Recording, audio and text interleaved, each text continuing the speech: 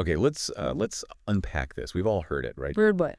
The conventional wisdom Yeah. that if you just create something truly brilliant, an article, a video, Oh, whatever. right. That it'll just It'll- magically find an audience. Quality speaks for itself. Exactly. But the source material we're looking at today, it kind of confronts that head on. Yeah, it does, with a pretty stark reality check. Dr. Pooyan Ghamari from the ALN platform basically lays it out like this in our super noisy digital world. Content that isn't effectively distributed. I know, it essentially does not exist. Oh, content that doesn't exist. Yeah, that's a powerful way to put it. Almost brutal. It is.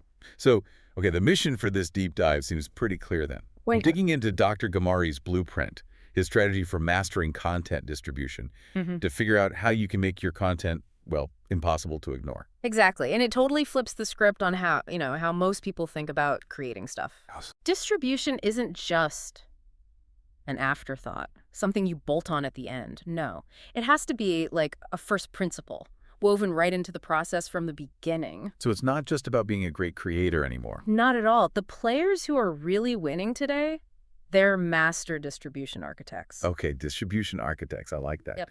Which brings us to this thing the source calls the distribution paradox. What's that about?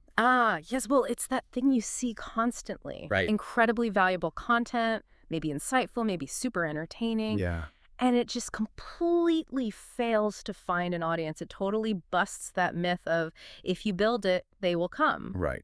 The field of dreams approach doesn't quite work online. Not reliably, no. And Dr. Ghamari points out how easy it is for creators to get stuck in what he calls the perfection trap. The perfection trap. Yeah, spending endless hours polishing something, tweaking it, convinced its sheer brilliance will be enough. We've all been there. Oh, absolutely. Only for it to just languish, go nowhere, because Yeah. nobody was actually designed to find it. And, I mean, it's easy to see why, isn't it? The sheer volume. Oh, totally. We're drowning in content, infinite scroll feeds, notifications popping up. Every app wants your attention. Exactly. You've got milliseconds to grab someone. Everything's fighting for just a tiny slice of focus. So distribution isn't just hitting publish and crossing your fingers. Definitely not. And it's not just like a random bunch of tactics either. It's a system, a strategic system. Yeah. Strategic, how so? It's designed to place the right content, but crucially adapted into the right format. On the right channel at the right moment, and then amplified by the right people. It's all connected. Strategy, not just tactics. Okay, this is where it gets really interesting, I think.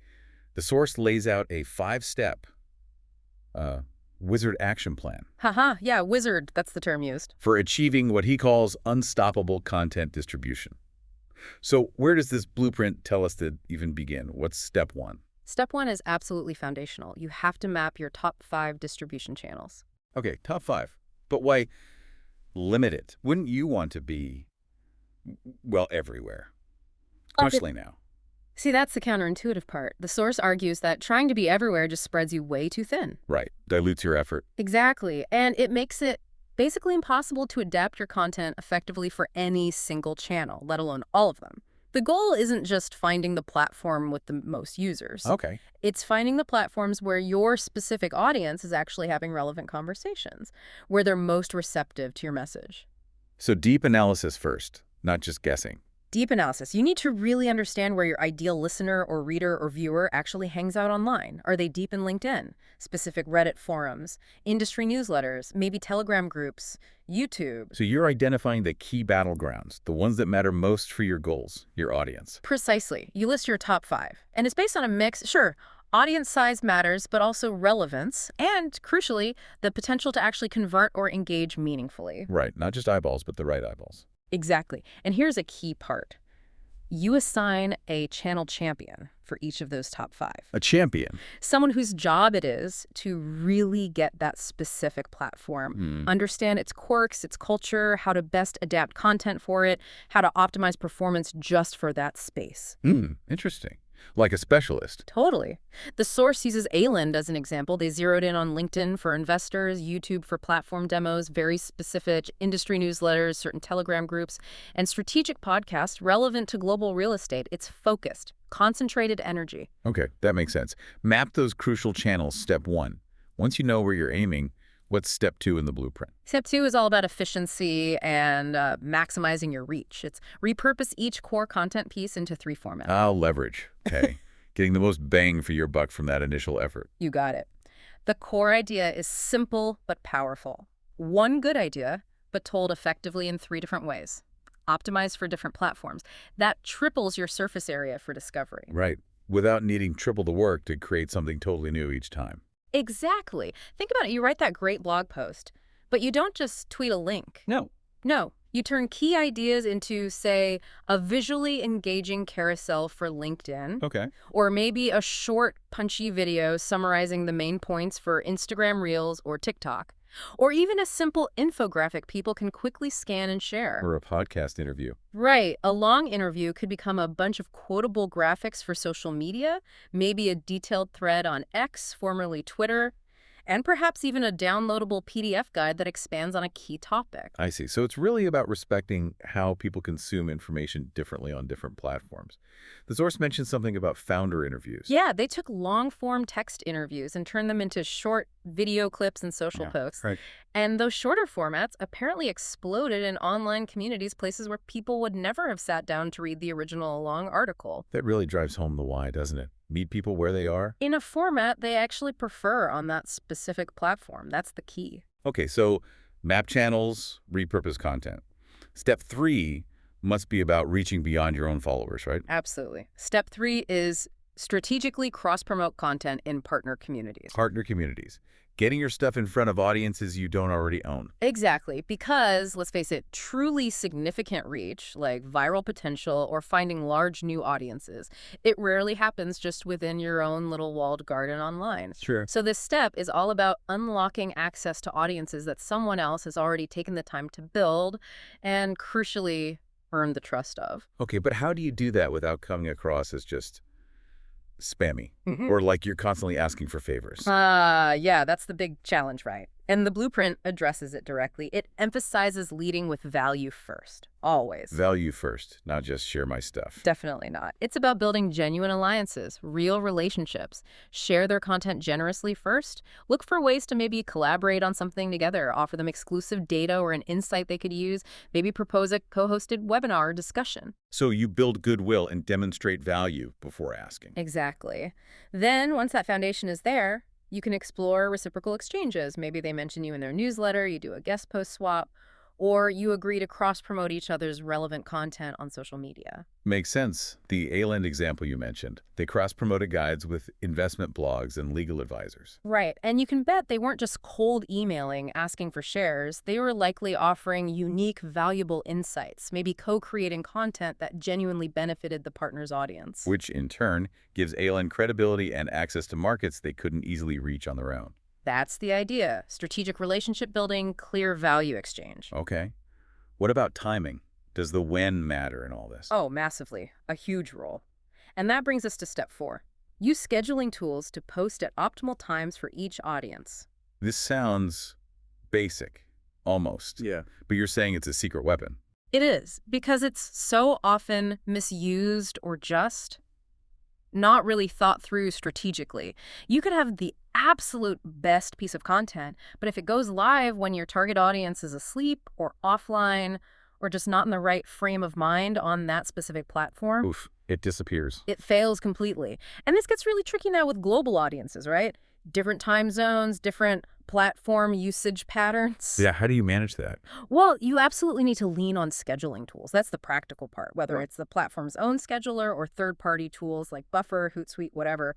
Automate the when. Okay. But the real power isn't just scheduling, it's analyzing the results, using platform analytics. The feedback loop. Exactly. Optimal posting times vary wildly. Depends on the channel, the audience demographic, where they live, even the day of the week. It requires constant testing, A/B testing, and tracking engagement metrics tied specifically to when you posted. So it's iterative. Very. The source gives that example of A-Lend scheduling investor updates. They aimed for 7 a.m. in Dubai to catch people starting their day. And then maybe 8 p.m. in Zurich for their European audience who might be winding down and checking feeds. It's micro-targeting based on the audience's rhythm. Wow, so you're literally engineering when people see your stuff. Okay. Step 4, timing. We've mapped channels, repurposed content, partnered up, optimized timing. What's the fifth and final piece of this wizard action plan?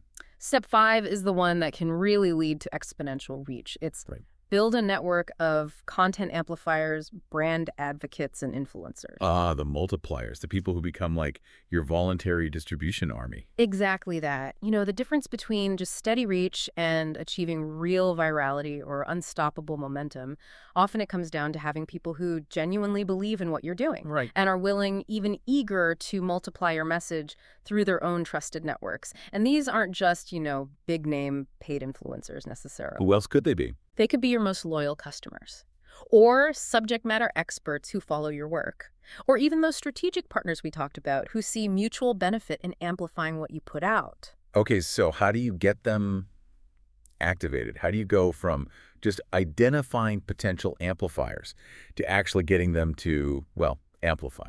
Good question. It starts with really identifying who's already engaging, or who clearly has an audience that overlaps significantly with yours. Makes sense. Then you need to actively, intentionally invite them into your, let's call it, distribution ecosystem. But again, lead with value, offer them something first before you ask for amplification. Like what? Could be early access to content, exclusive insights, maybe just public recognition and appreciation, or even tangible incentives, affiliate commissions perhaps, or creating an ambassador program. Creating a private group, maybe Slack, Discord, whatever, just for these amplifiers can be super effective. You can share exclusive updates, give them content drafts for feedback, coordinate messaging. Right, make them feel like insiders. Exactly. The source points out how Alen's content reached those global real estate markets much faster and with way more credibility. When it was amplified by these hand-picked influencers sharing it within their own unique, trusted circles, compared to Alen just, publishing it on their own channels alone. The difference was huge. So it's really a systematic process. Identify, engage, empower, reward. Build a network that extends your reach for you. That's the core of step 5, and when you put all 5 steps together consistently, Where the magic happens, the compounding effect. Precisely, that's the goal. It stops being about just getting one blog post seen by a few more people this week. Right. When you consistently apply this distribution-first mindset using these principles, you start building network effects. Each channel you mapped, each repurposed format, each partner community you engage, each perfectly timed post, every advocate who shares. They all connect. They all act like interconnected nodes, and they multiply the potential attention and impact of every single piece of content you release from then on. And that builds something much more lasting than just, say, a temporary traffic spike from one viral hit. Oh, absolutely. It builds authority. It builds reputation. How so? Well, think about it. Consistent strategic presence across multiple relevant channels, and that makes you visible, obviously, but it also makes you seem reliable. It signals expertise. Dr. Ghamari makes this point. This strategy helps you become the default choice in crowded market. Because you're just there. Yeah. Consistently providing value where people are looking. Exactly. You're top of mind because you're consistently present in the right places. Plus, all this broader distribution generates a ton of engagement data across different platforms. More feedback. Invaluable feedback loops. You learn what really resonates, where your audience is most active, what formats work best, where you should maybe double down your efforts. It informs future content and distribution. And ultimately, that leads to growth that's more sustainable. Resilient. That's the key strategic outcome, yes. Yeah. The better you get at this kind of engineered distribution, the less you have to rely on just throwing money at paid ads, hoping to get seen. Right, or praying the algorithm gods are smiling on you this week. Exactly. You're less vulnerable to those constant platform changes. You build this self-reinforcing ecosystem around your content that's just much more stable and, frankly, predictable over the long term. So, okay. If we really accept that harsh reality from the start, that even the absolute greatest content is basically worthless if nobody sees it. Then the takeaway, the imperative, is crystal clear.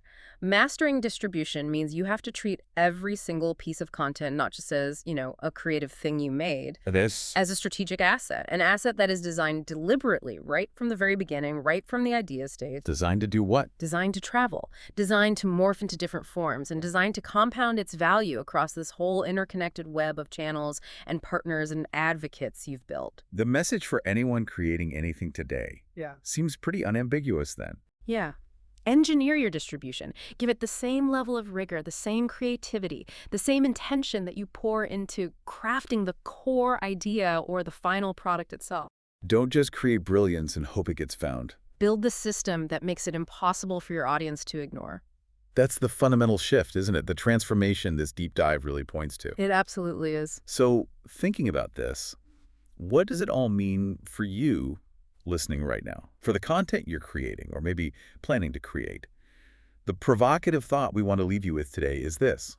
Are you really engineering your content's distribution? Are you putting as much deliberate care, as much strategy, as much proactive effort into how it travels as you put into crafting the message or perfecting the final piece itself?